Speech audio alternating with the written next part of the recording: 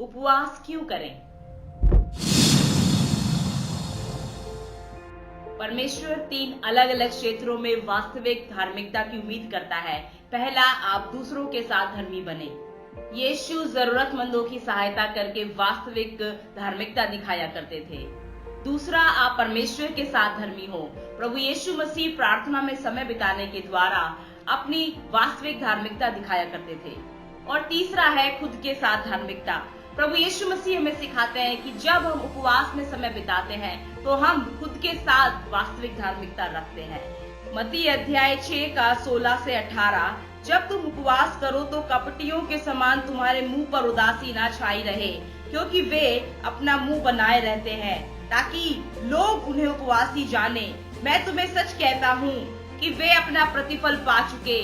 परंतु जब तू उपवास करे तो अपने सिर पर तेल मल और मुंह धो, ताकि लोग नहीं परंतु तेरा पिता जो गुप्त में है तुझे उपवासी जाने।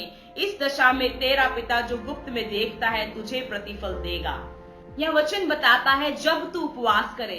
इसका अर्थ है प्रभु यीशु मसीह ना ही उपवास करने की आज्ञा देते हैं और ना ही इसे कोई रिवाज बताते हैं, लेकिन हाँ, उपवास करने को मंजूरी जरूर देते हैं। हालांकि प्रभु यीशु मसीह के चेले भी जब तक प्रभु यीशु उनके साथ रहे उन्होंने कभी उपवास नहीं किया, लेकिन जब प्रभु यीशु क्रूस पर मारे गए, गाड़े गए और तीसरे दिन जी उठे, उसके बाद चेलों ने भी उपवास किया।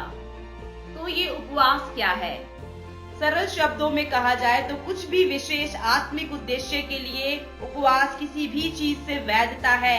आमतौर पर उपवास भोजन से परहेज है, लेकिन जब हम बाइबल में देखते हैं, दानियल अध्याय 1 का 8 से 14 में हम देखते हैं कि राजा नबूकदनेस्सर के दरबार में युवा दानियल ने और शद्रक, मेशक और अबेदनगो ने शाही भोजन से परहेज किया और अपने आप को सब्जियों और पानी तक सीमित किया। तो क्या हम ये कह सकते हैं कि जो लोग भूख हड़ताल कर रहे हैं वो उपवास कर रहे हैं? तो मैं आपको बताना चाहती हूँ कि कोई व्यक्ति यदि ये चुनाव करता है कि वो कुछ समय तक भोजन नहीं करेगा, तो इसका अर्थ ये नहीं कि वो उपवास कर रहा है। दूसरे शब्दों में, उपवास करना कोई भूख हड़ताल नहीं है। जैसे होठों को हिलाना प्रार्थना नहीं होती, वैसे ही भूखे रहना उपवास नहीं होता। हालांकि दोनों ही बलिदान समझे जाते हैं और लोगों का ध्यान आकर्षित करते हैं। बाइबल में कई बार उपवास के उदाहरण हैं। जब भी इजरायली लोग आपातकालीन स्थिति में पड़े, मुश्किल में पड़े, तब उन्होंने उपवास किया। दूसरा इतिहास अध्याय 20 का 3, तब यहोशापात डर गया और यहोवा की खोज में लग गया और पूरे यहूदा में उपवास का प्रचार करवाया। योना अध्याय 3 का 5, तब निनवे के मनुष्यों ने परमेश्वर के वचन की प्रतीति की और उपवास का प्रचार किया गया और बड़े से लेकर छोटे तक सबों ने टाट ओढ़ा। दूसरा शमूएल अध्याय 12 का 16, अतः दाऊद उस लड़के के लिए परमेश्वर से विनती करने लगा और उपवास किया और भीतर जाकर रात भर भूमि पर पड़ा रहा। नहमाया अध्याय 1 का 4, ये बातें सुनकर ही मैं बैठकर रोने लगा और कितने दिन तक विलाप करता रहा और स्वर्ग के परमेश्वर के सन्मुख उपवास करता और ये कहकर प्रार्थना करता रहा। तो वचन में हम देखते हैं कि जो बात पुराने नियम के विश्वासियों के लिए सच थी, वो नए नियम के विश्वासियों के लिए भी सच थी। लूका अध्याय 2 में हन्ना के बारे में हम पढ़ते हैं और 37 वचन हमें बताता है, वह 84 वर्ष से विधवा थी और मंदिर को नहीं छोड़ती थी, पर उपवास और प्रार्थना कर करके रात दिन उपासना किया करती थी। और प्रेरितों के काम अध्याय 13 के 3 में हम देखते हैं, कहता है, तब उन्होंने उपवास और प्रार्थना करके उन पर हाथ रखकर उन्हें विदा किया।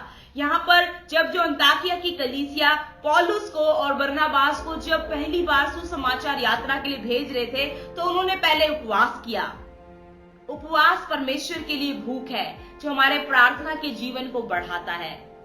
जब पेट भरा होता है तो शरीर और दिमाग आत्मिक चीजों पर ध्यान केंद्रित करने में कम सक्षम होते हैं, तो हम भोजन और अन्य चीजों से परहेज करते हैं ताकि हम परमेश्वर की चीजों पर बेहतर ध्यान केंद्रित कर सकें। वास्तव में उपवास पाप के लिए दुख की अभिव्यक्ति है। निनवे और दाऊद और अन्य लोगों के साथ ऐसा ही था। पाप करने वाले लोग अपने पश्चाताप की निशानी के रूप में उपवास करना चाहते हैं।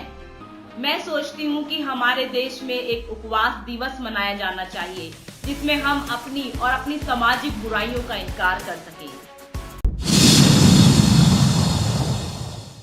सुनने जाने के लिए धन्यवाद। मैं हूं रश्मि सिंह। आशा करती हूँ संदेश आपको पसंद आया होगा। संदेश को अपने परिवार के सज्जनों में अपने मित्रों को बांटे ताकि उन्हें भी आशीष मिले। चैनल को सब्सक्राइब करें और बेल बटन क्लिक करना ना भूलें ताकि